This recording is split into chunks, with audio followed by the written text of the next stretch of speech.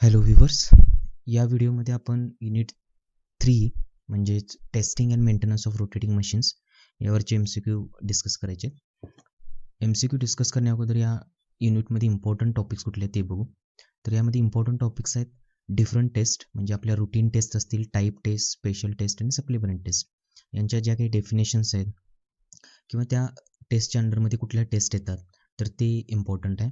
त्यानंतर आहे method of testing.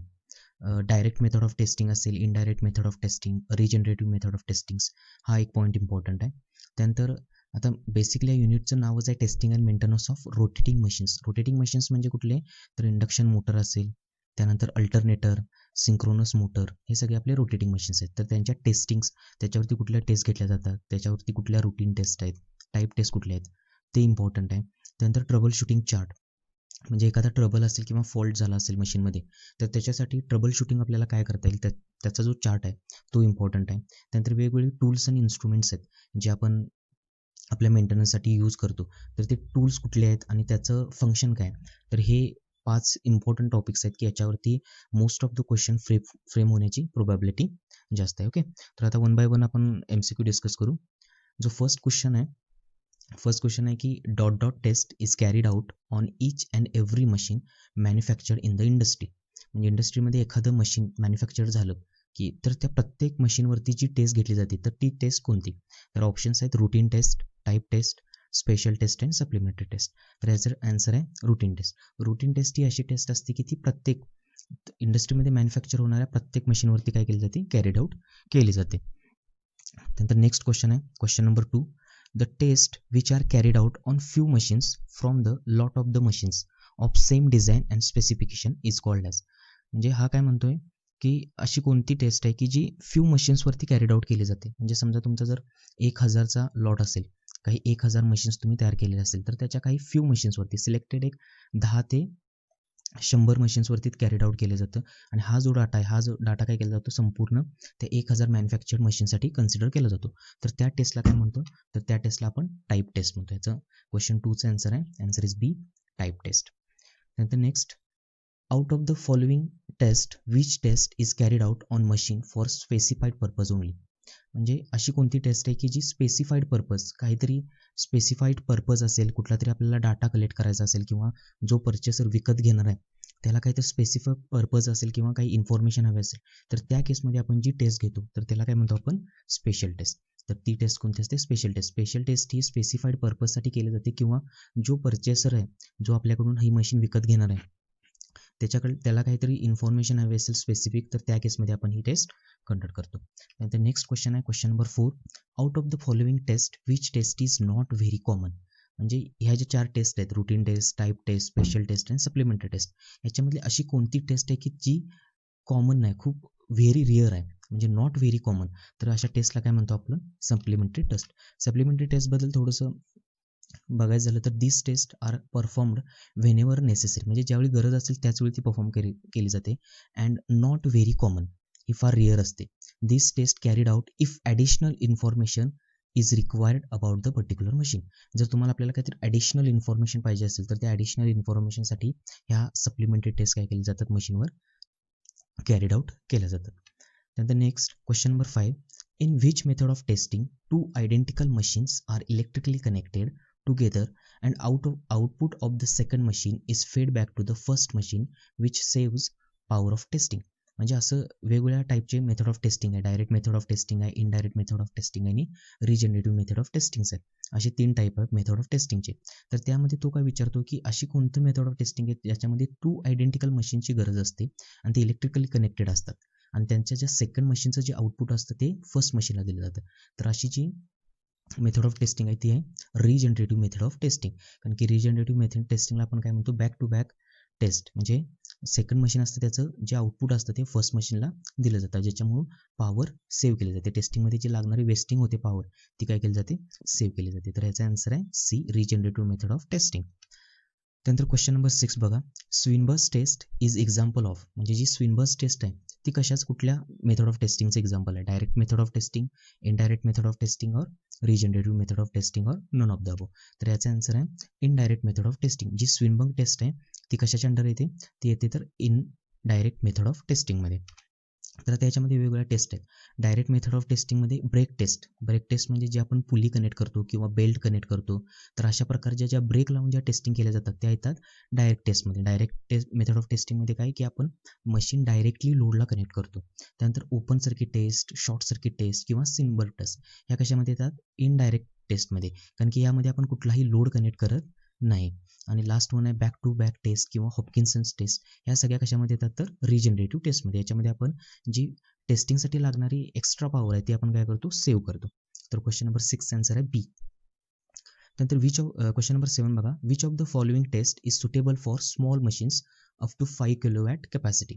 आता ज्या ब्रेक टेस्ट असतील, स्विनबर्न टेस्ट असतील, रिजनरेटिव्ह टेस्ट असतील, यामधली कुठली टेस्ट सुटेबल आहे स्मॉल मशीनसाठी अप टू 5 किलोवॅट कॅपॅसिटी. तर स्मॉल मशीनसाठी जी सुटेबल टेस्ट असते ती असते brake test. Okay, brake test suitable असते स्मॉल मशीनसाठी.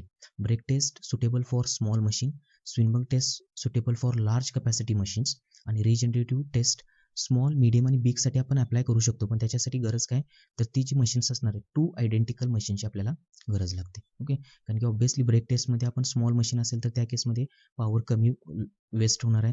जर लार्ज कॅपॅसिटीची मशीन असेल तर त्या ठिकाणी स्विनबर्न टेस्ट म्हणजे indirect method of testing, open circuit, short circuit test अशा प्रकारच्या टेस्ट आपण कॅरीड आउट करू शकतो.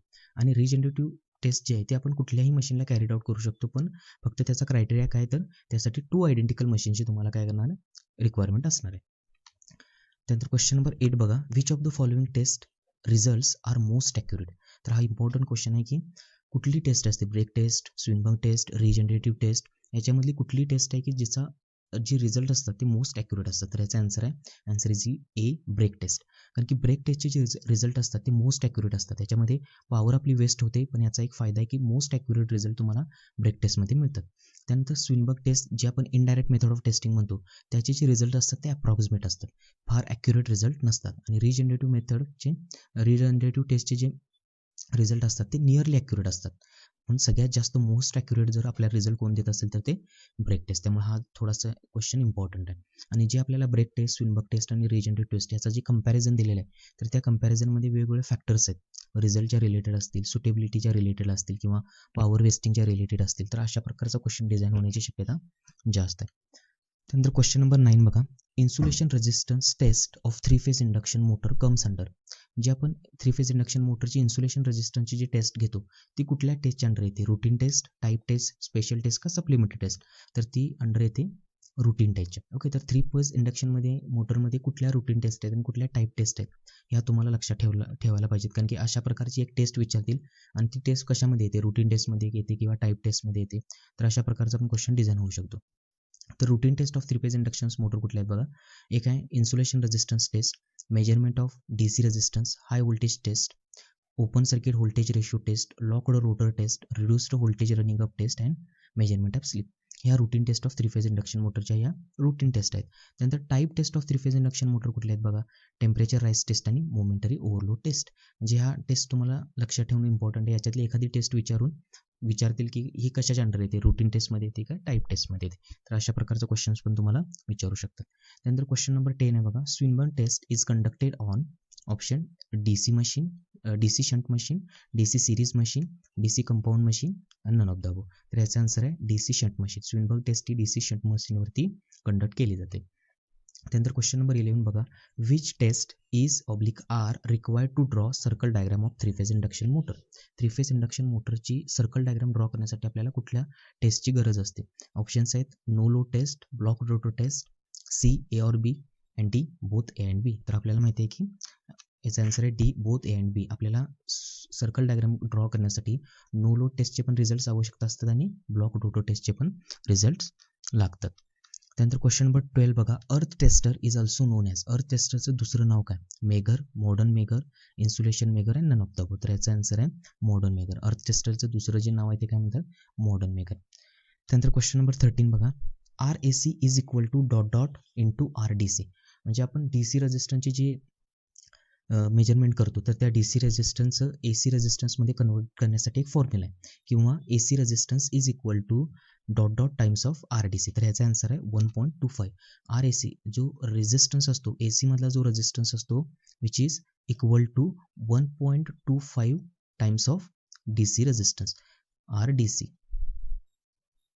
आणि हा RDC आपण फाइंड आउट करतो measurement of DC resistance find out करून. जर त्याला 1.25च्या फॅक्टरनं जर आपण मल्टिप्लाय केलं तर आपल्याला AC रेजिस्टन्स मिळतो. त्यानंतर क्वेश्चन नंबर 14 बघा, DC resistance can be measured by, आणि ऑप्शन्स आहेत A Ammeter-Voltmeter method, B Wheatstone bridge method, C Kelvin's double bridge method and all of the above. तर हे याचा आन्सर आहे ऑल ऑफ द अबोव. या तिन्ही method use करून आपण काय करू शकतो, DC रेजिस्टन्स फाइंड आउट करू शकतो. त्यानंतर क्वेश्चन नंबर 15 बघा, the resistance increases with, resistance कधी इन्क्रीज होतो, ऑप्शन्स बघा, increase in temperature, decrease in temperature, constant temperature and none of the above. तर याचा आन्सर आहे इन्क्रीज इन टेम्परेचर. रेजिस्टन्स कधी इन्क्रीज होतो, रेजिस्टन्स कधी इन्क्रीज होतो, ज्यावेळी टेम्परेचर इन्क्रीज होतो. म्हणजे जर टेम्परेचर तुमचं इन्क्रीज झालं तर त्याच्याबरोबर तुमचा रेजिस्टन्स पण काय होणार आहे, इन्क्रीज होणार आहे.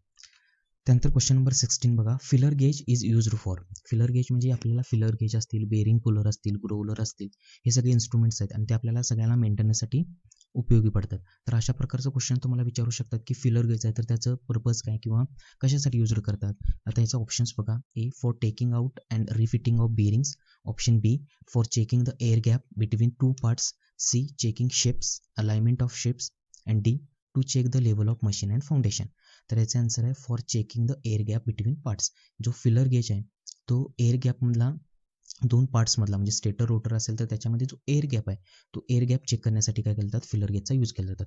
याच्याबरोबर आणखीन बरेचसे इन्स्ट्रुमेंट्स आहेत. बेरिंग पुलर आहे तर बेरिंग पुलरचं जे यूज आहे तो काय, for taking out and refitting of bearings. त्यानंतर dialer tester checking shapes, alignment of shapes check करण्यासाठी आपण यूज करतो. स्पिरिट लेवल आहे ते to check the level of machine and foundation check करण्यासाठी आपण यूज करतो. आणि जो ग्रोलर आहे for finding the shorter turns of the coil, म्हणजे कॉईलमध्ये ज्या शॉर्टर टर्न्स आहेत त्या फाइंड आउट करण्यासाठी आपण ग्रोलरचा यूज करतो. तर अशा प्रकारचे जे इन्स्ट्रुमेंट्स आहेत याचा यूजचा एक क्वेश्चन्स 101% तुमच्या एक्झाममध्ये असणार आहे, त्यामुळे हा इम्पॉर्टंट पॉईंट आहे. त्यानंतर क्वेश्चन नंबर 17 बघा, induction motor runs hot then possible cause is. आता ह्याने काय सांगितले की इंडक्शन मोटर रन होते पण ती कशी हॉट रन व्हायला लागली, तर त्याचा पॉसिबल कॉज काय असेल. म्हणजे अशा प्रकारचे एखादा तुम्हाला कॉज किंवा एखादा फॉल्ट दिला जाईल आणि त्याचा पॉसिबल कॉज काय असू शकेल हे विचारलं जाईल. आता याच्यामध्ये ऑप्शन बघा, नो सप्लाय व्होल्टेज. जर सप्लाय व्होल्टेज नसेल तर इंडक्शन मोटर रनच होणार नाही, पण हिने काय सांगितलं, इंडक्शन मोटर रन होते पण हॉट. नंतर इम्प्रॉपर व्हेंटिलेशन हे असू शकतं, कारण की इम्प्रॉपर व्हेंटिलेशनमुळे मोटर गरम होऊ शकते. त्यानंतर इम्प्रॉपर फ्रिक्वेन्सी आन्सर नाही, कारण की इम्प्रॉपर फ्रिक्वेन्सी असेल तर त्याच्यामुळे इंडक्शन मोटरच्या स्पीडमध्ये चेंज होतो. त्यानंतर one or more phase open, जर one or more phase open असेल तरी पण इंडक्शन मोटर काय होणार नाही, स्टार्ट होणार आहे. त्यामुळे याचं आन्सर काय, improper ventilation. Induction motor run hot होण्याची दोन कारणं असू शकतात, एक तर इम्प्रॉपर व्हेंटिलेशन किंवा मेकॅनिकल ओव्हरलोड. जर जास्त ओव्हरलोड तुम्ही मोटरवरती दिला तर त्या केसमध्ये इंडक्शन मोटर हॉटली रन होऊ शकते. तर अशा प्रकारचं क्वेश्चन डिझाईन होण्याचे चान्सेस पण खूप जास्त आहेत. तर याचा answer is B, improper ventilation. त्यानंतर क्वेश्चन नंबर 18 बघा, the depth of foundation for 75 to 100 HP machine is. म्हणजे जे फाउंडेशन आपण करतो त्याची डेप्थ किती असली पाहिजे, फॉर 75 to 100 HPची एखादी मशीन आहे त्याच्यासाठी तुम्हाला फाउंडेशन करायचं आहे तर त्याची डेप्थ ऑफ फाउंडेशन किती असली पाहिजे. आणि ऑप्शन आहे 35 to 60 centimetre, 25 to 30 centimetre, 20 to 25 centimetre and 50 to 20 centimetre. तर याचा answer is A, 35 to 60 centimetre. आता वेगवेगळ्या प्रकारचे HP मशीन्स असतात तर त्यासाठी डेप्थ ऑफ फाउंडेशन वेगवेगळं असतं. म्हणजे आता समजा 75 to 100 HPची जर मशीन असेल तर त्याच्यासाठी तुम्ही 35 to 60 मीटरचं डेप्थ ऑफ फाउंडेशन असली पाहिजे. त्यानंतर 50 to 75 मीटरचं असेल तर त्यासाठी 25 to 30 सेंटीमीटरचं डेप्थ ऑफ फाउंडेशन असलं पाहिजे. 20 to 50 HP असेल तर त्यासाठी 20 to 25 सेंटीमीटर असलं पाहिजे. आणि 10 to 25 HPची एखादी मशीन असेल तर त्याच्यासाठी 15 to 20 centimetre depth of foundation असलं पाहिजे. म्हणजे अशा हे जे आपण क्वेश्चन्स आता बघितले तर अशा प्रकारचे क्वेश्चन्स तुम्हाला या युनिटवरती फॉर्म होऊ शकतात. हे युनिट खूप इम्पॉर्टंट आहे की याच्यावरती बरेचसे वेज आहेत किंवा खूप जास्त स्कोप आहे याच्यावरती क्वेश्चन्स डिझाईन करण्यासाठी, त्यामुळे तुम्ही याच्यावरती जरा जास्त फोकस करा. I hope you like this video and thanks for watching this video.